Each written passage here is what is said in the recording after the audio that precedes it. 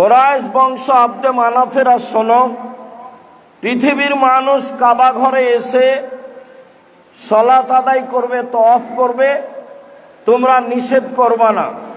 24 ঘন্টা 24 ঘন্টা সালাত চলে কাবা ঘরে, 24 ঘন্টা তওয়াফ চলে কাবা ঘরে। কাবা ঘর এমন একটি ঘর যেখানে নিষিদ্ধ সময় নেই। সূর্য উঠলেও পড়তে পারবেন, সূর্য ডুবলেও পড়তে পারবেন, সূর্য মাথার উপরে থাকলেও পড়তে পারবেন।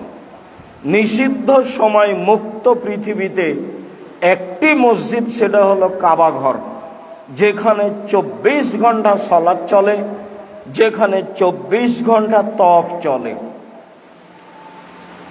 যদিও এখানে কথা বলার নেই, তবুও যারা হজ সফরে যায়, আমার অনুমান, আমার তদন্ত, 1999 জন মানুষের হজ হয় না। তার 1 নম্বর কারণ আমার কাছে ধরা পড়ে, তারা মানুষের বানানো দোয়া পড়ে। 2 নম্বর কারণ, নিজের ইচ্ছা মতো অনির্ধারিত জায়গায় এহরাম বাঁধে, রাসূলের সুন্নাত মতো হজ পালন করে না, মুআল্লিমের মুখ থেকে শুনে এমন কিছু করলেও চলবে, যার কারণে তাদের হজ কবুল হওয়ার বিষয়টি অনেক দূরে থেকে যায়। হারামে গিয়ে যদি মানুষ বেশি ইবাদত করতে চাহে, তাহলে সবচেয়ে বেশি ইবাদতের মাধ্যম হলো সালাত আদায় করবে। 2 রাকাত সালাত আদায় করলে এত নেকি, 2 রাকাত সালাত আদায় করলে এত নেকি, বেহিসাব নেকি। আরেকটা মাধ্যম হলো তওয়াফ। আল্লাহ নবী বলেছেন, কাবা ঘর তওয়াফ করলে পা উঠালে 10 নেকি লেখা হয়, আর 10টা পাপ মিটিয়ে দেওয়া হয়। নামালে 10 নেকি লেখা হয়, 10টা পাপ মিটিয়ে দেওয়া হয়। আর রুকনে ইয়ামানি থেকে কালো পাথর হাজরে আসওয়াদ পর্যন্ত গেলে সব পাপকে মুছে দেওয়া হয়। তার নাম তওয়াফ। হজ সফরে গিয়ে ব্যতিক্রম ইবাদত হলো তওয়াফ। হজ সফরে গিয়ে দ্বিতীয় স্তরের সবচেয়ে বেশি নেকির মাধ্যম তওয়াফ। অবশ্যই তওয়াফে কথা বলা থেকে বিরত থাকতে হবে। আহাল পরিবার নিয়ে, স্ত্রী বন্ধু বান্ধব নিয়ে ছবি তোলা তো বহু দূরের কথা, মজাক গল্প করা তো বহু দূরের কথা। আল্লাহর নবী তওয়াফকে সালাত বলেছেন, তাতে তিনি বলেছেন কথা বললে কল্যাণমূলক কথা বলতে হবে, অপ্রয়োজনীয় কথা বলা যাবে না, অপবিত্র অবস্থায় তওয়াফ করা যায় না, অজুবিহীন তওয়াফ করা যায় না। কাজেই যারা হজ উমরায় যায় তাদের কাবা ঘরকে, তওয়াফকে মূল্যায়ন করা উচিত। বলছিলাম, আবু হুরায়রা রাদিয়াল্লাহু তাআলা আনহু বলেন, রাসূল সাল্লাল্লাহু আলাইহি সাল্লাম বলেছেন, মা বাইনা বাইতি ও মিম্বারি রাওজাতুন মিন রিয়াজিল জান্নাহ ও মিম্বারি আলা হাউজি। আমার ঘর থেকে আমার মিম্বার পর্যন্ত এই জায়গাটুকু হলো জান্নাতের একটি অংশ। হাদিস বুখারী মুসলিম। আমার ঘর থেকে নিয়ে আমার মিম্বার পর্যন্ত, যে ঘরে আয়েশা রাদিয়াল্লাহু তাআলা আনহা থাকতেন, যে ঘরে তিনি থাকতেন, তিনি বলছেন, আমার ঘর থেকে নিয়ে আমার এই মিম্বার পর্যন্ত এইটুকু হলো জান্নাতের একটি অংশ। এ কথার অর্থ এই নয় যে সেখানে সালাত আদায় করলে বেশি নেকি হবে। এ কথার অর্থ এই নয় যে সেখানে ভিন্ন ধরনের কার্পেট দিয়ে রাখতে হবে। এ কথার অর্থ এই নয় যে সেখানে সরকারিভাবে সালাতের ব্যবস্থা করতে হবে। এগুলো একটাও শরীয়ত সম্মত নয়। মসজিদে নববীর যতদূর পর্যন্ত এরিয়া দেওয়া আছে, এরিয়াতে প্রবেশ করে 2 রাকাত সালাত আদায় করলে জানে কি হবে? রাওজাতুম মিন রিয়াজিল জান্নাতে 2 রাকাত সালাত আদায় করলে তাই নেকি হবে। কেউ যদি বলে যে 1 নেকি বেশি হবে, তাহলে সে মিথ্যা কথা বলেছে। আর এমন আশা নিয়ে কেউ যদি সেখানে 2 রাকাত সালাত আদায় করলে, তাহলে সে বিদাত হবে এবং তার আর কোনো ইবাদত কবুল হবে না, যা রাসূল সাল্লাল্লাহু আলাইহি সাল্লাম বলেছেন এ কথাই ঠিক। তবে এইটুকু তিনি জান্নাতের একটি অংশ বললেন, এর অর্থ কি? এর অর্থ মানুষ জানে না, এ কথাই ঠিক। আয়াত যেমন অস্পষ্ট আছে, যাকে বলা হয় মুতাশাবিহাত, হাদিসের অনেক অংশ অস্পষ্ট আছে, যাকে বলা যায় হাদিস মুতাশাবিহাত, অস্পষ্ট অর্থ। যেমন আল্লাহ রাসূল বলেন, এই যে ওহুদ, ওহুদ আমাদের ভালোবাসে, আমরা ওহুদকে ভালোবাসি। তো ওহুদ তো জড় বস্তু, ওহুদ আমাকে কি ভালোবাসবে, আর আমি বা তাকে কি ভালোবাসবো? আমি ওহুদকে কি ভালোবাসা দিতে পারি? এর অর্থ মানুষ জানে না। ঠিক এই রাওজাতুম মিন রিয়াজিল জান্নাতের অর্থ কি তা মানুষ জানে না। মানুষ ব্যাখ্যা করেছে কিছু, তার একটা করেছে যে এইটা জান্নাতেরই অংশ, হুবাহু হতে পারে। এর অর্থ এই নয় যে এখানে সালাত আদায় করলে বেশি নেকি হবে। এ কথা বলতে গেলে আল্লাহর নবী থেকে প্রমাণ করতে হবে, যা মানুষের পক্ষে সম্ভব নয়। তা আমি স্পষ্ট করে একাধিক দিন বলেছি। তাতে বলেছি এখানে সালাত আদায় করলে বেশি নেকি হবে, এ কথা আল্লাহর নবী বলেননি, সাহাবী বলেননি, তাবেই বলেননি, কোন পৃথিবীর বিদ্বান বলেননি। অতএব মানুষের এ হিসাব ভুল, এ কথাই ঠিক। আবু হুরায়রা রাদিয়াল্লাহু তাআলা আনহু বলেন, রাসূল সাল্লাল্লাহু আলাইহি ওয়াসাল্লাম বলেছেন, মান গাদা ইলাল মসজিদ ওয়া রাহা, কেউ যদি মসজিদে যায় সকালে, মসজিদে যায় বিকালে, তাহলে আদাল্লাহু লাহু নুজুলাহু মিনাল জান্নাহ, তাহলে আল্লাহ তার জন্য জান্নাতে আল্লাহর পক্ষ থেকে মেহমানি তৈরি করবেন।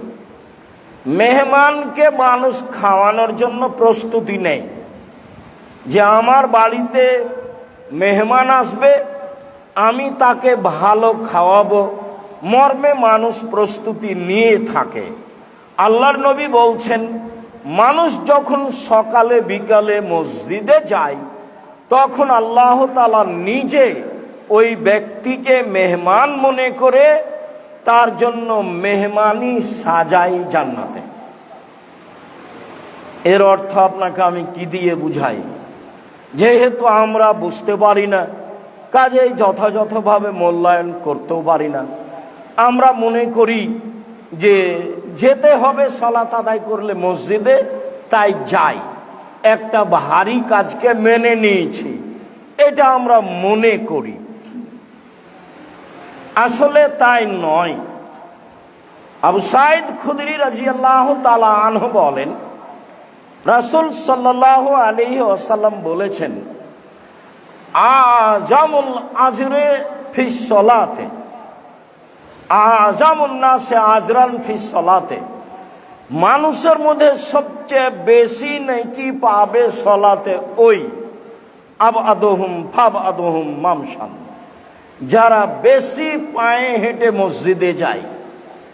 যার যত পথ বেশি তার তত নেকি বেশি, যার যত পথ বেশি তার তত নেকি বেশি, যার যত পথ বেশি তার তত নেকি বেশি। বানু সালেমাকে লক্ষ্য করে আল্লাহর নবী বলেছিলেন, ইয়া বানি সালেমা দিয়ারাকুম তুকতাবু আসারুকুম, দিয়ারাকুম তুকতাবু আসারুকুম, শোনো, তোমাদের বাড়ি থেকে মসজিদ পর্যন্ত যে পায়ে হাঁটো, যত পরিমাণ হাঁটো তত পরিমাণ নেকি। তোমাদের হাঁটা যত বেশি নেকি তত বেশি, তোমাদের হাঁটা যত বেশি নেকি তত বেশি।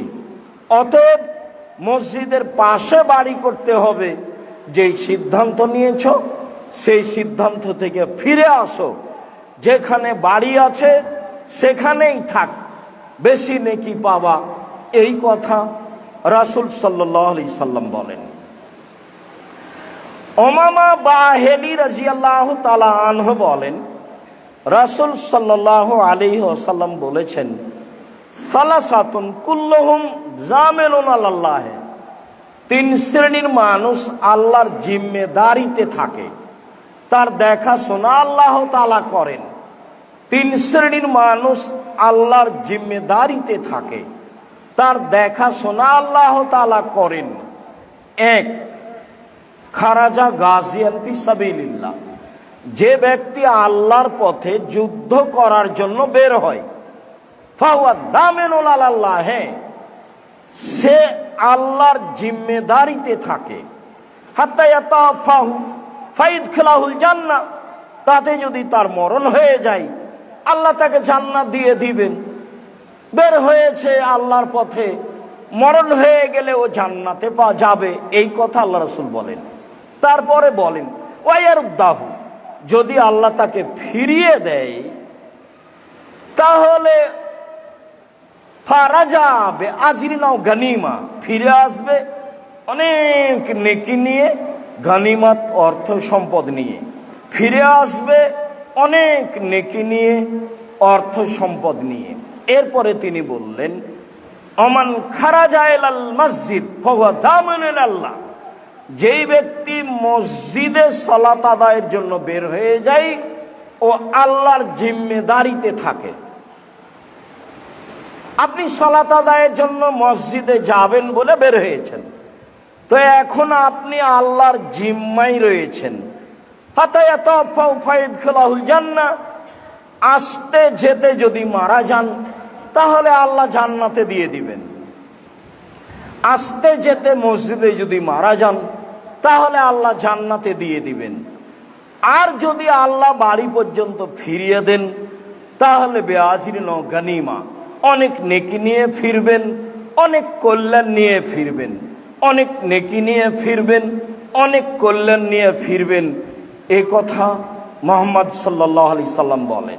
তিনি আরো বলেন ওমান দাখালা বাইতাহু বিসালামিন ফাহুয়া দামিনুন আল্লাহ, যে ব্যক্তি সালাম দিয়ে বাড়িতে প্রবেশ করে সেও আল্লাহর জিম্মেদারিতে থাকে। যে ব্যক্তি সালাম দিয়ে বাড়িতে প্রবেশ করে সেও আল্লাহর জিম্মেদারিতে থাকে। যে ব্যক্তি সালাম দিয়ে বাড়িতে প্রবেশ করে সেও আল্লাহর জিম্মেদারিতে থাকে। জরুরি কথা যে যারা আমরা এখানে আছি, ছাত্র শিক্ষক, আরো এলাকার জনগণ, দূর দূরান্ত থেকে যারা এসেছি, সবার নিকটে জরুরি অনুরোধ যে রাসূল সাল্লাল্লাহু আলাইহি সাল্লামের এই কথাটি পালন করো, তো অবশ্যই সালাম দিয়ে বাড়িতে প্রবেশ করতে হবে। তাহলে আপনার জিম্মেদারি নিয়ে নেবেন আল্লাহ, আর আপনার পরিবার নিরাপদে থাকবে, এই কথা রাসূল সাল্লাল্লাহু আলাইহি সাল্লাম বলেন। আবু সাঈদ খুদরি রাদিয়াল্লাহু তাআলা আনহু বলেন, উমামা বাহিলি রাদিয়াল্লাহু তাআলা আনহু বলেন, রাসূল সাল্লাল্লাহু আলাইহি সাল্লাম বলেছেন, মান খারাজা ইলাল মসজিদ মুতাতাহহিরান, কেউ যদি বাড়িতে ওযু করে মসজিদে যায়, কেউ যদি বাড়িতে ওযু করে মসজিদে যায়, তাহলে আল্লাহ রাসূল বলছেন ফাজরুহু আজরুল হাজ্জিল মুহরিম, ইহরাম বেঁধে হজ করলে জানে কি হয় সেই নেকি হয়। তো অনেক বড় হয়ে গেল। কেউ যদি বাড়ি থেকে ওযু করে মসজিদে যায় তাহলে ইহরাম বেঁধে হজ করলে যে নেকি হয় সেই নেকি হয়। জাবের রাদিয়াল্লাহু তাআলা আনহু বলেন, ইয়াতিয়ান নবী সাল্লাল্লাহু আলাইহি ওয়াসাল্লাম মসজিদ কুবাইন কুল্লা সাবতিন মাশান রাকিবান ফাইসাল্লি ফি রাকাতাইনে, আল্লাহর নবী মসজিদে নববী থেকে পায়ে হেঁটে বাহনে উঠে সপ্তাহে একদিন মসজিদে কোবা যেতেন, গিয়ে 2 রাকাত সালাত আদায় করতেন। আল্লাহর নবী মসজিদে নববী হতে 3 কিলোমিটার দূরে প্রায় পায়ে হেঁটে এবং বাহনে উঠে সপ্তাহে একদিন মসজিদে কোবায় যেতেন, গিয়ে 2 রাকাত সালাত আদায় করতেন। রাসূল সাল্লাল্লাহু আলাইহি সাল্লাম বলেন, মান তাতাহারা ফি বাইতিহি, কেউ যদি বাড়িতে অজু করে, সুমাতা মসজিদা কোবা, তারপরে যদি মসজিদে কোবায় আসে, অসল্লা 2 রাকাত সালাত আদায় করে, ফা আজরুহু আজরুল উমরা, তাহলে তার নেকি হবে উমরার নেকি। উমরা করলে টাকা পয়সা খরচ করে কাবা ঘরে উমরা করলে যা নেকি হয়, বাড়ি থেকে অজু করে মসজিদে কোবায় গেলে এবং 2 রাকাত সালাত আদায় করলে তাই নেকি হয়। এই কথা মুহাম্মদ সাল্লাল্লাহু আলাইহি সাল্লাম বলেন। বিষয়টি ভালো বুঝেছি বলে আমরা আশা করছি। আবু সাঈদ খুদরি রাদিয়াল্লাহু তাআলা আনহু বলেন, রাসূল সাল্লাল্লাহু আলাইহি সাল্লাম বলেছেন, লা তুসাদ্দ এলার রেহাল ইল্লা সালাসা মাসাজেদা, সফর করা যায় না 3টি মসজিদ ব্যতীত, জরুরি ছাড়া, শিক্ষা ছাড়া, আকীদাগত ছাড়া, নিজের পাড়ার মসজিদ ছেড়ে অন্য মসজিদে যাওয়া যায় না, তবে 3টি মসজিদ। হ্যাঁ, যদি পাশের মসজিদে শিরক বেদাত হয় অন্য জায়গায় যাবেন। হ্যাঁ, অন্য কোনো খুতবা শোনার জন্য, জানার জন্য অন্য কোথাও যাবেন, সেইটা ভিন্ন কথা। এমনিতেই 3টে মসজিদ ছাড়া সফর চলে না। একটা হচ্ছে মসজিদে হারাম, একটা হচ্ছে আমার এই মসজিদ, আর একটা হচ্ছে বাইতুল মুকাদ্দাস। এই 3টি মসজিদের সফর চলে। মসজিদের বিবরণ আপনার সামনে সংক্ষিপ্তভাবে পেশ করছিলাম। সম্মানিত দ্বীনী ভাই বোন, অবশ্যই আপনারা মসজিদের ফজিলত পায়ে হেঁটে গেলে কি হবে তা বুঝতে পেরেছেন। বিষয়টি স্পষ্ট হলে ওইভাবে অজু করে মসজিদে আসার চেষ্টা করবেন। আল্লাহ নবী যা বলেছেন তা আমার আপনার জন্য হবে ইনশাআল্লাহ, হবেই হবে। আল্লাহুম্মা সাল্লি আলাইহি, আল্লাহুম্মা বারিক আলাইহি। আলহামদুলিল্লাহ ওয়াহদা, ওয়াসসালাতু ওয়াসসালামু আলা মান লা নাবিয়্যা বা'দা। মসজিদ পরিষ্কার পরিচ্ছন্নতা। আয়েশা রাদিয়াল্লাহু তাআলা আনহা বলেন, আমার রাসূলুল্লাহ সাল্লাল্লাহু আলাইহি সাল্লাম বেবিনাইল মসজিদ ফি দূরে ওয়া ইউনাজ্জাফা ওয়া ইউতাতাইয়াবা, আদেশ করলেন পৃথিবীর মানুষ তোমরা পাড়ায় পাড়ায় মসজিদ নির্মাণ করো, অক্তিয়া মসজিদ। পৃথিবীর মানুষ তোমরা পাড়ায় পাড়ায় মসজিদ নির্মাণ করো, অক্তিয়া মসজিদ। মসজিদ খুব সুন্দর করে ঝকঝকে করে পরিষ্কার রাখো এবং তা সুগন্ধিপূর্ণ করে রাখো, এ আদেশ রাসূল সাল্লাল্লাহু আলাইহি সাল্লাম করেন। মাওলানা আব্দুল্লাহিল কাফি আল কুরাইশি রাহিমাহুল্লাহ টাঙ্গাইল বল্লাই প্রায় 9টা মসজিদ, যদিচ সেখানে জুমা চলতো কিছু কিছু, সবকে এক জায়গায় করেছিলেন। একটা মসজিদ সেই সময়ে সাড়া দেয়নি, বাকি সবাই সাড়া দিয়েছিল।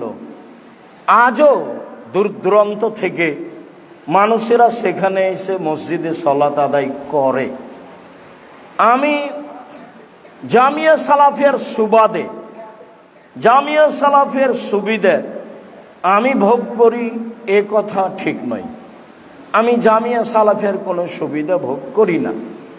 জামিয়া সালাফিয়া একসঙ্গে খেলে আমি তার টাকা দিয়ে দিই। যদি বলি তো জামিয়া সালাফিয়া চোখে দেখে পাড়ার লোক, এলাকার লোক। জামিয়া সালাফিয়ার সালাত আদায় করে এসে এলাকার লোক। জামিয়া সালাফিয়ার জন্য বাড়ি ভাড়া দিয়ে সুবিধা ভোগ করছে, ছেলে মেয়েকে পড়ানোর সুবিধাই এলাকার লোক। বেশি দামে জমি বিক্রি করে সুবিধা ভোগ করছে এলাকার লোক। দোকানপাট তৈরি করে সুবিধা ভোগ করছে এলাকার লোক। তবে এ কথা ঠিক যে মানুষ মানুষের উপকার করলে মানুষ উচিত শিক্ষা দেয়, মানে উল্টা শিক্ষা দেয়। এটা স্বাভাবিক, এটা আমি মনে করে নিয়েই সামনের দিকে আগাই। যার কারণে আমি আপনি কি করছেন তা কোনোদিন তুলে দেখিনি। আজকে এখানে মসজিদে জুমার খুতবা চালু হবে, চালু হওয়ার সুবাদে আমি সবাইকে দাওয়াত দেওয়ার জন্য বলেছি। প্রথমে মসজিদ চালু করব মনে করেছিলাম ওই চিকন রাস্তার ওই পাশে কিছু জমি আছে সেখানে। তারপরে মনে করেছিলাম যেখানে কবরস্থান আছে কবরগুলি সরিয়ে দিয়ে সেখানে। তারপরে মনে করেছিলাম এইখানে যেখানে পুকুর ছিল সেখানে। ঘুরতে ঘুরতে তাকদির বশত মসজিদ নির্মাণ হলো এখানে। আমি কোথায় মসজিদ নির্মাণ করব এইটা চূড়ান্ত সিদ্ধান্ত নিনি, ঝুলন্ত অবস্থায় এভাবে ঘুরছিলাম। ঘুরতে ঘুরতে এই জায়গায় চূড়ান্ত হলো। তো আলহামদুলিল্লাহ, জমি মসজিদের জন্য বিক্রি করলো সর্বপ্রথম ওদুর ছেলে বাবু। আমি তাদের কল্যাণ শুকরিয়া আদায় করি। তারপরে জমি বিক্রি করলো মধুর ছেলে জামাল। আমাকে ভালো লাগে, বিক্রি হয়েছে মসজিদ হয়েছে এটা কথা। তারা যে মূল্য নিয়েছে সে মূল্য তেমন কিছু নয়। এখনো যে মসজিদের বাকি অংশ আরো বাকি আছে সেইগুলোর ব্যবস্থা যারা নিবে ফলাফল তারাই ভোগ করবে। কিভাবে হবে হবে নিশ্চিত ইনশাল্লাহ, একদিন হবেই। তো যারা তৈরি করবে, যারা সুবিধা করবে তারা ক্ষতিগ্রস্ত হোক এইটা আমি চাইনি। আমি কোনো কাজের কোনো কর্মের প্রতিশোধ নিই না। প্রতিশোধ নেওয়া কাজটা আমি বাতিল করেছি। প্রতিশোধ নিই না, আর মাফ করি। ঠিক আছে মাফ করলাম, ঠিক আছে মাফ করলাম, ঠিক আছে মাফ করলাম। আজও এই পথে আছি। আমি যদি সিজদা করে শুকরিয়া আদায় করি তবুও আমার সন্দেহ হয় যে মনে হয় শুকরিয়া আদায় হলো না।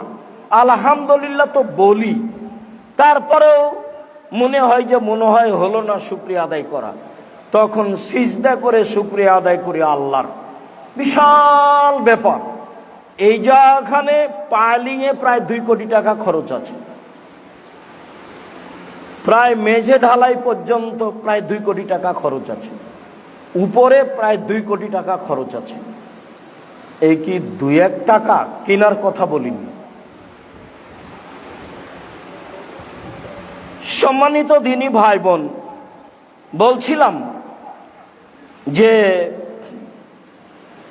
আপনারা এলাকাবাসী, আজও বলছি, নিজের মসজিদগুলিকে ওয়াক্তে মসজিদ ঘোষণা করে নিজের প্রতিষ্ঠানের বড় মসজিদে জুমার দিনে আসেন, আপনার জন্য ভালো হবে। আল্লাহ নবী পাড়ায় পাড়ায় মসজিদ তৈরি করতে বলেন এবং তা পরিষ্কারের জন্য আদেশ করেন। মসজিদ পরিষ্কার রাখতে হবে, এটা আল্লাহর নবীর আদেশ। আনাস রাদিয়াল্লাহু তাআলা আনহু বলেন, আল্লাহর রাসূল বলেছেন, আল বোজাকু ফিল মসজিদে খাতিয়া, মসজিদে থুথু ফেলা পাপ, ও কাফফারাতুহা দাফানোহা, আর তার কাফফারা হচ্ছে মিটিয়ে দেওয়া, পরিষ্কার করে দেওয়াই হচ্ছে তার কাফফারা। উমামা বাহিলি রাদিয়াল্লাহু তাআলা আনহু বলেন,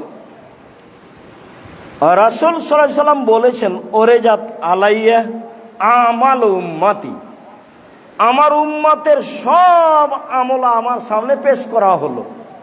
এই কথাটা একটু ভালো করে বুঝেন তো। আমার উম্মতের সব আমল আমার কাছে পেশ করা হলো। ফাওয়াজাদতু মাহাসিনা আমালেহা আও ফি মাহাসিনি আমালেহা, আমি সবচেয়ে ভালো নেকি দেখলাম, উত্তম নেকি দেখলাম, আল আযা ইউমাতানিত তরিক, ওই নেকি যে নেকিগুলি রাস্তায় আবর্জনা কষ্টদায়ক জিনিস পড়েছিল সরিয়ে দেওয়ার কারণে হয়েছে, ওই নেকি সবচেয়ে উত্তম নেকি। রাস্তায় একটা কুকুর মরে পড়েছিল, সরিয়ে দিয়েছে, এই নেকিটা আমার কাছে সবচেয়ে উত্তম নেকি। রাস্তায় একটা গাছ পড়েছিল, কেটে সরিয়ে দিয়েছে, সেই নেকিটা আমার কাছে সবচেয়ে উত্তম নেকি, এইটা আমার কাছে পেশ করা হলো। তারপরে অজাদ্য মাসাবি আমালিহা, আমার উম্মতের সবচেয়ে যেটা খারাপ নেকি পেলাম সেটা হলো এই আন্নখাত ফিল মসজিদ, আন্নখাত তাকুন ফিল মসজিদ ওয়ালা তুদফালা। মসজিদে শিকান, মসজিদে ময়লা পড়ে আছে, তা পরিষ্কার করা হলো না, এইটা সবচেয়ে খারাপ পাপ, পাপ হিসাবে আমার কাছে পেশ করা হলো। যত পাপ আছে তার মধ্যে সবচেয়ে খারাপ পাপ হলো আমার কাছে যেটা পেশ করা হলো, মসজিদ পরিষ্কার করা হলো না, সেই পাপটা সবচেয়ে খারাপ পাপ আমার কাছে পেশ করা হলো। সম্মানিত দ্বীনী ভাই বোন, পাড়ায় পাড়ায় মসজিদে তৈরি করবেন এ কথাই ঠিক, তাকে পরিষ্কার পরিচ্ছন্ন রাখবেন এ কথাই ঠিক, আমাদের এই মসজিদকে পরিষ্কার রাখতে হবে এ কথাই ঠিক। আল্লাহ তাআলা কাবা ঘর এবং মসজিদে নববীকে পরিষ্কার রাখতে বলেছেন। ইসমাইল এবং ইব্রাহিম বাপ বেটাকে বলেছেন যে এই কাবা ঘর তোমরা পরিষ্কার রাখো, যার কারণে কাবা ঘর এবং মসজিদে নববী সরকারিভাবে পরিষ্কার করা হয়। হাজারো লাখো কর্মচারী আছে তা পরিষ্কার করার জন্য। এরপরে আমরা যাই মসজিদের ব্যাপারে সতর্কবাণী। আয়েশা রাদিয়াল্লাহু তাআলা আনহা বলেন, লানাল্লাহু তাআলা আল ইয়াহুদা ওয়ান নাসারা আল্লাযী ইত্তাখাযু কুবুর আনবিহিমাল মাসাজিদা। ইহুদি খ্রিস্টানের উপরে আল্লাহ অভিশাপ করেছেন। কেন? তারা কবরকে মসজিদে পরিণত করেছে। ইহুদি খ্রিস্টানের উপরে আল্লাহ অভিশাপ করেছেন। কেন? তারা কবরকে মসজিদে পরিণত করেছে। জুনদাব রাদিয়াল্লাহু তাআলা আনহু বলেন, আমি রাসূল সাল্লাল্লাহু আলাইহি সাল্লামকে বলতে শুনেছি, আল্লাহ রাসূল বললেন, শোনো, ইন্না মান কানু কাবলাকুম কানু ইয়াত্তাখিজুনা কুবুর আম্বিয়াইহিম ওয়াস সালিহিহিম মসজিদান। পূর্বের মানুষেরা নবীর কবরকে এবং সৎ মানুষের কবরকে মসজিদ তৈরি করত। আলা ফালা তাত্তাখিজুল মসজিদা কবুরা মসজিদান। কখনো তোমরা কবরকে মসজিদ করো না, কখনো তোমরা কবরকে মসজিদ করো না, কখনো তোমরা কবরকে মসজিদ করো না।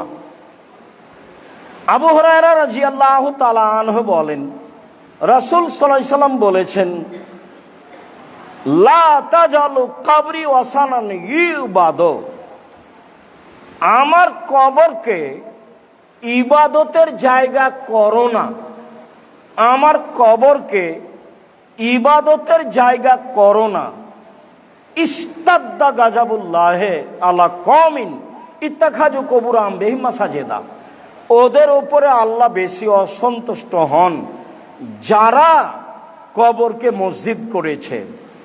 আবু সাঈদ খুদরি রাদিয়াল্লাহু তাআলা আনহু বলেন, রাসূল সাল্লাল্লাহু আলাইহি সাল্লাম বলেছেন, লা তুসাল্লু আলাল কুবুরে।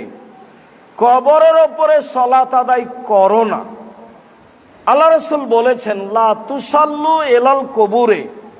তোমরা কবরের দিকে মুখ করে সালাত আদায় করো না। অনেক বর্ণনায় রয়েছে লা তুসাল্লু বাইনাল কুবুরে। কবরের মাঝে সালাত আদায় করো না। ঢাকা শহরে বহু মসজিদে ভিতরে কবর আছে, এইসব মসজিদে সালাত আদায় করা যাবে না।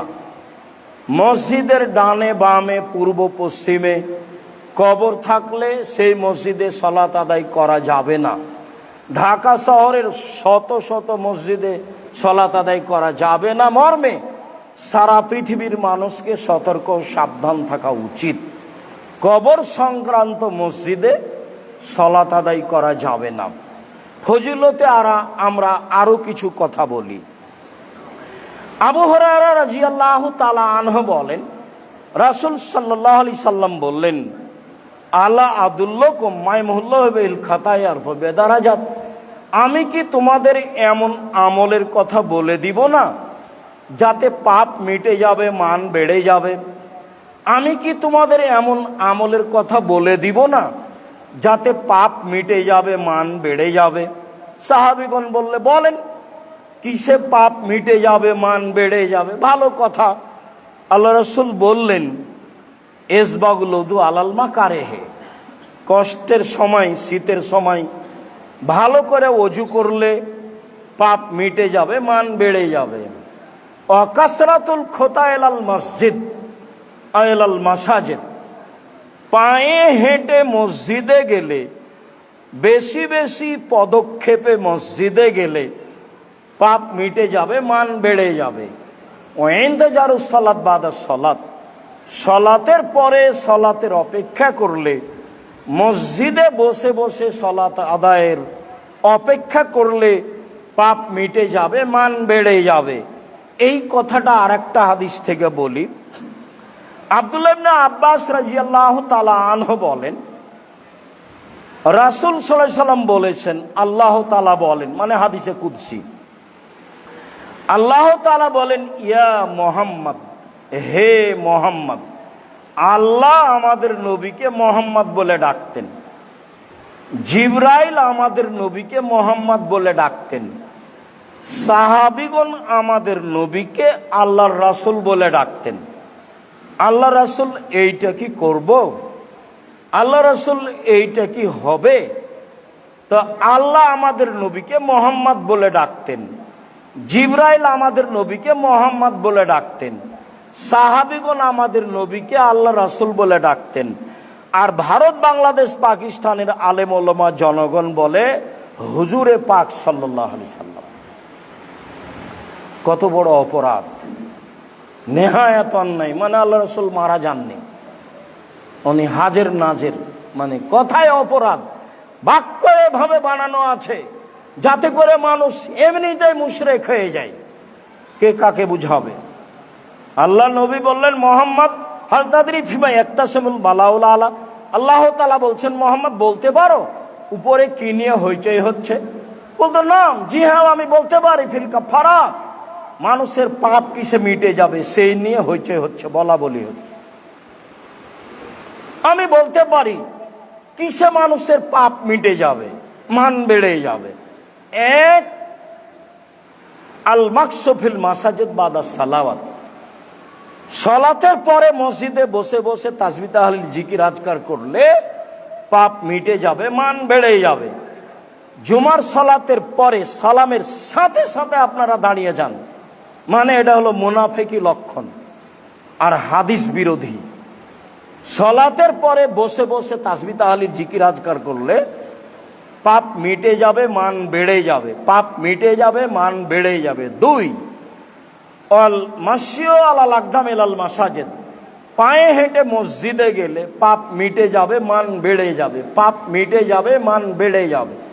তিন, এবলাগুল ওযু আলাল মাকারিহি, কষ্টের সময় ভালো করা, ইসবাগুল ওযু, কষ্টের সময় ভালো করে ওযু করলে পাপ মিটে যাবে, মান বেড়ে যাবে। শীতের সময় ভালো করে ওযু করলে পাপ মিটে যাবে, মান বেড়ে যাবে। এইটুকু বলার পর আল্লাহ রাসূল বলছেন, মান ফালা হাযা আশাবে খায়রিন ওয়া মাতাবে খায়রিন, এমন যে করলো তার মরে যাওয়া ভালো, তার বেঁচে থাকা ভালো। এমন যে করলো তার মরে যাওয়া ভালো, তার বেঁচে থাকা ভালো। এমন যে করলো তার মরে যাওয়া ভালো, বেঁচে থাকা ভালো। ওয়া কানা মিন খাতিতিহি কায়মিন ওয়ালাদাতহু উম্মুহু, তারপর লোকটা হয়ে গেল সেই দিনের মতো যেদিন তার মা তাকে জন্ম দিয়েছে, নিষ্পাপ হয়ে গেল। তারপর লোকটি হয়ে গেল সেই দিনের মতো যেদিন তার মা তাকে জন্ম দিয়েছে, নিষ্পাপ হয়ে গেল। পায়ে হেঁটে মসজিদে গেলে মানুষ নিষ্পাপ হয়ে যায়, সুন্দর করে ওযু করলে মানুষ নিষ্পাপ হয়ে যায়। মসজিদে বসে বসে তাসবিহ তাহলিল জিকির আজকার করলে মানুষ নিষ্পাপ হয়ে যায়, যা রাসূল সাল্লাল্লাহু আলাইহি ওয়াসাল্লাম বলেন। আল্লাহ রাসূল আরো বলেন যে আমাকে আল্লাহ বললেন, মুহাম্মদ যখন আপনি সালাত আদায় করবেন তখন এই দোয়াটা পড়বেন, আল্লাহুম্মা ইন্নী আসআলুকা ফিল খায়রাতে ওয়া তারকাল মুনকারাতে হুব্বাল মাসাকিন। আল্লাহ তোমার কাছে আজ চাচ্ছি আমি ভালো কাজ করতে, মন্দ কাজ ছাড়তে। তোমার কাছে চাচ্ছি আমি ভালো কাজ করতে, মন্দ কাজ ছাড়তে। আর তোমার কাছে চাচ্ছি আমি ফকির মিসকিনের ভালোবাসা। আমি যেন ফকির মিসকিনকে হেয় তুচ্ছ না করি, তাকে খাবার দিই। তোমার কাছে চাচ্ছি আমি ভালো কাজ করতে, মন্দ কাজ ছাড়তে। তোমার কাছে চাচ্ছি আমি ফকির মিসকিনকে ভালোবাসতে। এইগুলো তুমি আমার ভিতরে করে দাও। আর যদি তুমি সমাজে ফিতনা দিতে চাও, তাহলে আমাকে সমাজ থেকে তুলে নেওয়ার পরে ফিতনা দিও। এই দোয়া রাসূল সাল্লাল্লাহু আলাইহি সাল্লাম আল্লাহ তাআলা আমার নবীকে শিখিয়ে দিলেন যে আপনি এইটা সলাতে বলবেন। সম্মানিত দ্বীনী ভাই বোন, আরো সতর্ক যে রাসূল সাল্লাল্লাহু আলাইহি সাল্লাম বললেন, মান সামিয়া রাজুলান মিনকুম ইয়ানশুদু জাল্লাতান ফালইয়াকুল লা রাদাল্লাহু ফাইনাল মাসাজিদ লাম তুবনা লিহাজা। কেউ যদি শুনে যে হারানো জিনিস মসজিদে খুঁজছে, তাহলে সে যেন উত্তরে বলে আল্লাহ যেন তাকে জিনিসটা ফেরত না দেয়।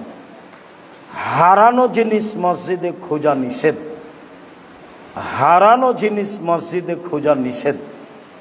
রাসূল সাল্লাল্লাহু আলাইহি সাল্লাম বলেন, কেউ যদি দেখে মসজিদের ভিতরে কেউ ক্রয় বিক্রয় করছে, তাহলে সে যেন বলে আল্লাহ তার ব্যবসাতে বরকত দিও না, আল্লাহ তুমি তার ব্যবসাতে লাভ দিও না। মসজিদে হদ নির্মাণ করা যায় না, মসজিদে ব্যবসা বাণিজ্য করা যায় না, মসজিদে হারানো বিজ্ঞপ্তি পেশ করা যায় না, মসজিদের মাইকে মানুষের মরার খবর চিল্লিয়ে বলা যায় না। এগুলো নিষিদ্ধ। মসজিদে ঢুকলে বলতে হবে আল্লাহ মাফতালি আবওয়াবা রাহমাতিক, তোমার রহমতের দরজা খুলে দাও, রহমত চাচ্ছি। বের হলে বলবে আল্লাহুম্মা নাসআলুকা মিন ফাজলিক, আল্লাহ তোমার কাছে আমি ফাজল, তোমার অনুগ্রহ অনেক, সব কিছু চাচ্ছি। এতক্ষণ রহমত দিয়েছিলে, এখন মসজিদ থেকে বের হয়ে জমি চাষ করব, ফল ভালো দাও, ব্যবসায় নামবো, ফলাফল ভালো দাও, দুনিয়াতে যা আছে অর্থ সম্পদ সব ব্যবস্থা করে দাও, ফাজল অনুগ্রহ দাও। এই কথা শিখিয়ে দিলেন আল্লাহর নবী।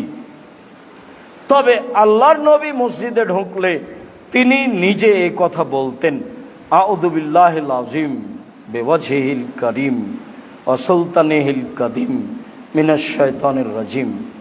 মহান আল্লাহর কাছে আশ্রয় চাচ্ছি, মহান আল্লাহর সম্মানিত মুখের মাধ্যমে আশ্রয় চাচ্ছি, সর্বশক্তিমান পুরাতন ক্ষমতাধর আল্লাহর কাছে আশ্রয় চাচ্ছি, মিনাশ শয়তানির রাজিম, বিতাড়িত শয়তান হতে। শয়তান আপনার স্পষ্ট শত্রু। এই কথা বলে যদি কেউ মসজিদে প্রবেশ করে, তাহলে শয়তান তার ক্ষতি করতে পারবে না। এই কথা মুহাম্মদ সাল্লাল্লাহু আলাইহি সাল্লাম বলেন।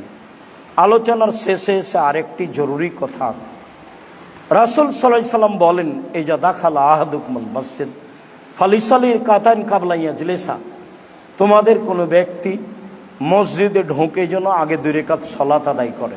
এই ছেলে বসো, তোমরা যারা বড় ছেলে, ওই ছেলেগুলো, ছোট ছেলেগুলো, ওদের তো বুঝ নাই, ওরা দৌড়িয়ে বেড়াচ্ছে, এটা তোমরা দেখো না কেন?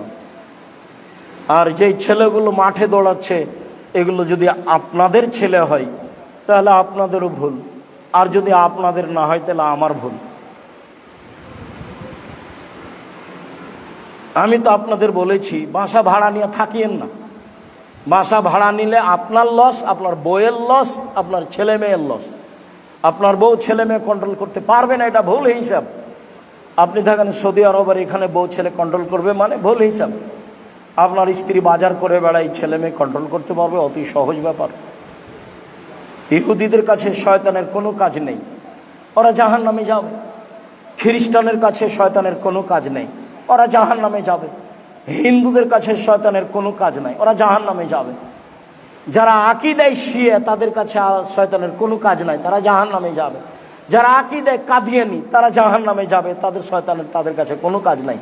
তাহলে তো সারা পৃথিবীর কোটি কোটি মানুষ গেল যাদের কাছে শয়তানের কোনো কাজ নাই। আর যারা স্কুল কলেজে আছে দিনরাত পাপ করে বেড়াচ্ছে, পড়াই ধর্ম নিয়ে চিন্তা করে না, তাদের কাছে শয়তানের কাজ নেই। তো শয়তানের তো কাজ আছে সব মাদ্রাসাতে, জামিয়ায়। কেননা শয়তান তো এখানে এসে আছে। আপনি শয়তান দেখতে পেলে অজ্ঞান হয়ে যেতেন, এত শয়তান কিভাবে ছুটাছুটি করে। তো আপনি তো দেখতে পাচ্ছেন না। একে যদি একক তো সলাত আদায় না করাতে পারে, এটা তার সফলতা। খুতবার সময় যদি এদিক ওদিক নিয়ে যেতে পারে, এটাই তার সফলতা। তো এইটুকু আমাকে বুঝতে হবে, জামিয়া সালাফের শিক্ষক মণ্ডলীকে বুঝতে হবে, আপনাকে বুঝতে হবে। সম্মানিত দিনী ভাই বোন, মসজিদে ঢুকে 2 রাকাত সালাত আদায় করতে হবে বাধ্য। উল্লেখ্য যে মসজিদের 2 রাকাত সালাত আদায়ের জন্য নিষিদ্ধ সময় নেই। জুমার খুতবা চলাকালীন কেউ যদি ঢোকে, তবুও তাকে 2 রাকাত সালাত আদায় করতে হবে, তারপরে বসবে। এটা হলো মসজিদের হক, এটা আল্লাহর হক, এটা আল্লাহর ঘর। এখন আল্লাহর ঘরে বসবেন তো অনুমতি কিভাবে নেবেন? আল্লাহকে গিয়ে বলবেন যে আমি কি বসতে পারি? এটি কোনো পথ আছে? পথ কি? 2 রাকাত সালাত আদায় করবেন, এটাই পথ, এটাই পদ্ধতি। 2 রাকাত সালাত আদায় করে বসেন, এটাই পদ্ধতি। তাহলে মসজিদের হক আদায় করলেন। সম্মানিত দিনী ভাই বোন, আমি আপনাদেরকে আজকের আলোচনার শেষে এসে জরুরি কয়েকটি কথা বলতে চাই। তার প্রথম কথাটি হলো এই, মান বানা লিল্লাহি মাসজিদান বানাল্লাহু লাহু বাইতান ফিল জান্নাহ। কেউ যদি আল্লাহকে সন্তুষ্ট করার জন্য মসজিদ তৈরি করে, আল্লাহ তার জন্য জান্নাতে ঘর নির্মাণ করবেন। হাদিস বুখারী মুসলিম। যারা এই মসজিদে জমি দিয়েছে, যারা এই মসজিদে জমি বিক্রি করেছে, যারা এই মসজিদে টাকা পয়সা দিয়েছে, যারা এই মসজিদে ঢালাইয়ের ব্যবস্থা করে দিয়েছে, আল্লাহ তুমি তাদেরকে ক্ষমা করো,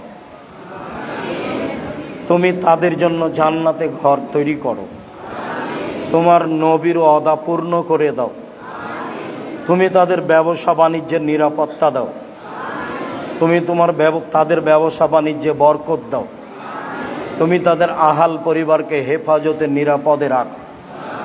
তুমি এই দাবি কবুল করো। পরের কথা, এলাকাবাসী, গ্রামবাসী যারা এসেছেন ভালো, আপনাদের মসজিদ আপনারা এসেছেন। যারা আসেনি, আল্লাহ তুমি তাদের পথ সহজ করে দাও, তারা যেন সহজেই আসতে পারে। মনে কিছু কষ্ট থাকলেও, মনে কিছু ব্যথা থাকলেও, ব্যথা ভুলে গিয়ে কষ্ট হিসাব না করে নিজের মসজিদ, নিজের প্রতিষ্ঠান, জামিয়া সালাফের প্রতিষ্ঠান, জামিয়া সালাফে আপনার প্রতিষ্ঠান, জামিয়া সালাফের মসজিদ নিজের মনে করে তারা যেন এই মসজিদে আসতে পারে, এই সুযোগ তুমি করে দাও। এলাকাবাসীর মুখ তুমি এই জামিয়া সালাফের দিকে করে দাও, তারা যেন এই জামিয়া সালাফিকে অন্তর থেকে ভালোবাসতে পারে। শেষে আরও 2টি কথা। তার প্রথম কথাটি হলো এই যে অবশ্যই একটু জামিয়া সালাফের জন্য দোয়া করবেন। যখন নিজের জন্য দোয়া করেন, নিজের জন্য, ছেলে মেয়ের জন্য, তখন একটু বলবেন আল্লাহ তুমি জামিয়া সালাফে কবুল করো। এইটুকু আমার দাবি, এই দাবিটুকু পূর্ণ করবেন। যারা আমার সামনে আছেন তারা, যারা অনলাইনে সময় জানতে পারবেন তারা, পৃথিবীর যে কোনো প্রান্ত থেকে এখন অনলাইনে আছেন তারা, সকল দিনী ভাই বোনকে আমি আন্তরিকভাবে অনুরোধ জানাচ্ছি, আপনারা একটু আপনাদের দোয়ার সাথে এই কথাটা সামিল করে নেবেন, আল্লাহ তুমি জামিয়া সালাফিকে কবুল করো, আল্লাহ তুমি এই বায়তুল হাম জামে মসজিদকে কবুল করো। এই বায়তুল হাম জামে মসজিদে কোনো সমস্যা থাকলে সেটা তুমি দূর করে দাও। এইটা আমার প্রথম দাবি। আর দ্বিতীয় দাবি হলো এই, বিশ্বাস রাখবেন আমি কচুর পাতার পানি, মানে আমার নিজস্ব কোনো ক্ষমতা নেই, আমি কোনো দল সংগঠন করি না। দলমুক্ত প্রতিষ্ঠান জামিয়া সালাফিয়া, সংগঠনমুক্ত প্রতিষ্ঠান জামিয়া সালাফিয়া, হিংসামুক্ত প্রতিষ্ঠান জামিয়া সালাফিয়া, দেশের সবচেয়ে বড় প্রতিষ্ঠান জামিয়া সালাফিয়া, আয়াতনে বড়, ছাত্রতে বেশি, শিক্ষক সংখ্যা বেশি। জামিয়া সালাফে এখন প্রায় 300 জন শিক্ষক শিক্ষিকা আছে। এখন উপস্থিত 3 জন শিক্ষক আছেন মদিনা বিশ্ববিদ্যালয়ের, যারা শিক্ষকতা দার্স পেশ করছেন রাজশাহীতে। 12 তারিখে আসবেন মদিনার 10 জন বড় বিদ্বানের একজন বড় বিদ্বান সালেহ আল সিন্দি। ইনশাআল্লাহ তিনি 3 দিন থাকবেন জামিয়া সালাফে রাজশাহীতে। যারা এখান থেকে গেছে তারা শেষ পর্যন্ত থাকবে, এবং সেদিন অন্যান্য জায়গা অন্যান্য প্রতিষ্ঠান থেকে ছেলেরা যাবে। জামিয়া সালাফি আপনাদের দেশের একটা ব্যতিক্রম ভিন্ন ধরনের প্রতিষ্ঠান, যাতে দেশ বিদেশের শিক্ষক থাকেন, দেশের থাকেন, ইন্ডিয়ার থাকেন। কাজেই আপনার নিজস্ব প্রতিষ্ঠান সবচেয়ে বড়। আপনি একটা কথা মনে রাখবেন যে আমি নিঃস্ব মানুষ, নিঃস্ব অবস্থায় এই প্রতিষ্ঠান পরিচালনা করি। আমার হাতে কোনো টাকা পয়সা নেই। টাকা পয়সা নেই এ কথাও ঠিক, এখানে প্রতিষ্ঠান গড়বে এ কথাও ঠিক। যেটা আমি বলেছিলাম বহুদিন পূর্বে, তার বাস্তবতা আমরা নিজে দেখতে পাই। আপনাকে ধৈর্যের পরিচয় দিতে হবে মর্মে। দোয়ার সাথে সাথে কাছে থাকেন দূরে থাকেন, 10 টাকা হোক, 10,000 টাকা হোক, 10 লাখ টাকা হোক, দানের হাতটা প্রশস্ত রাখবেন সব সময়। আমি মনে করি পতিতালয়ের মহিলা যদি কুকুরকে পানি পান করে জান্নাত পেতে পারে, তাহলে জামিয়া সালাফিয়া 10 টাকা দান করলে জান্নাত হবে ইনশাল্লাহ। দেশের শিরক মুক্ত প্রতিষ্ঠান এইটা, বিদাত মুক্ত প্রতিষ্ঠান এইটা, দল মুক্ত প্রতিষ্ঠান এইটা, সংগঠন মুক্ত প্রতিষ্ঠান এইটা, হিংসা মুক্ত প্রতিষ্ঠান এইটা, দেশের সর্বোচ্চ ব্যতিক্রম প্রতিষ্ঠান এটা। অতএব এখানে 10 টাকা দান করলে, একটা নিখুঁত জায়গায় আপনি 10 টাকা দান করলেন, এ কথাই চূড়ান্ত। অতএব আপনি এর ফল ভোগ করবেন ইনশাআল্লাহ। মর্মে শিক্ষক শিক্ষিকাকে বলি, জুমার দিন খালি হাতে আসবেন না। যদি ভুলে চলে আসেন, পাল্টা আবার ঘরে যাবেন। ঘরে গিয়ে 10টা 50টা টাকা হাতে করে নিয়ে আসবেন। ছাত্র ছাত্রীকে বলি, জুমার দিন ভুলে মসজিদে আসবা না। যদি ভুলে চলে আসো, আবার ঘরে যাবা। 1টা টাকা, 1টা কয়েন হলেও মাথায় রাখবা, এসে এখানে দিবা। এতে প্রথম যেটা সুবিধা হবে, তোমার জেহেন প্রশস্ত হবে, তোমার পড়াশোনা ভালো হবে, তোমার বিপদ আপদ যা আছে সব দূরে সরে যাবে। আল ইয়াদুল উলিয়া খায়রুম মিন ইয়াদিস সুফলা, দেওয়া হাত ভালো নেওয়া হাতের চেয়ে, দেওয়া হাত ভালো নেওয়া হাতের চেয়ে। বুখারী মুসলিম। এ হাদিসটা এলাকাবাসী, দেশবাসী, পৃথিবীর সকল দিনই ভাই বোন, শিক্ষক শিক্ষিকা, ছাত্র ছাত্রী সবাকে পালন করতে হবে মর্মে আমি সবাকেই বিষয়টি ভালোভাবে মাথায় নেওয়ার অনুরোধ জানিয়ে, মসজিদের জন্য খালেস অন্তরে দোয়া করার অনুরোধ জানিয়ে আপাতত জুমার খুতবা এখানে শেষ করলাম।